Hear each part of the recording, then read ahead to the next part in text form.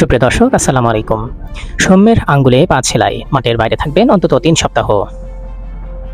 ওয়ানডেতে white ওয়াশের পর টি-20 সিরিজে দুর্দান্তভাবে ঘুরে দাঁড়ালো টাইগাররা। ওয়েস্ট ইন্ডিজের মাটিতে প্রথমবারের মতো এই ফরম্যাটে পেয়েছে সিরিজ জেতার স্বাদ।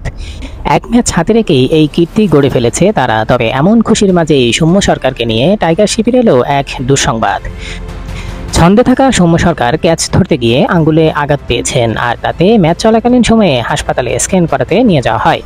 ম্যাচ শেষে জানা যায় সৌম্যের আঙ্গুলে পা ছেলাই লেগেছে, আর তাতে সিরিজে তো বটে, আসন্ন বিপিএল এর প্রথম দিকে খেলা নিয়েও শঙ্কা তৈরি হয়েছে তার। জাতীয় দলের ফিজিও বাইজিদুল ইসলাম এক বিবৃতিতে বলেন, সৌম্যের ডান হাতের তর্জনী আঙ্গুল কেটেছে, যেখানে 5টি সেলাই লেগেছে। ম্যাচের পর একটি এক্স-রে করানো হয়, তার আঘাত পাওয়া জায়গার হাড় নড়ে গেছে। তার সেরে উঠতে 3 থেকে 4 সপ্তাহ সময় লাগবে।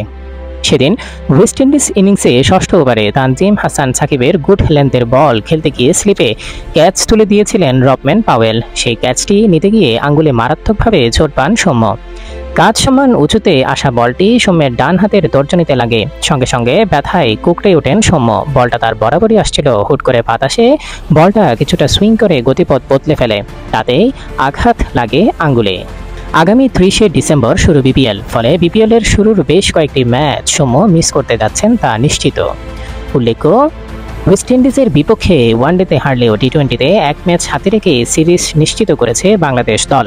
6 বছর পর ক্যারিবিয়ানদের বিপক্ষে আর 2 বছর পর দেশের বাইরে টি-20 সিরিজ জয় করল বাংলাদেশ। বুধবার সেন্ট ভিনসেন্টে লো স্কোরিং এক ম্যাচে ক্যারিবিয়ানদের 27 রানে হারিয়েছে বাংলাদেশ দল। ধন্যবাদ।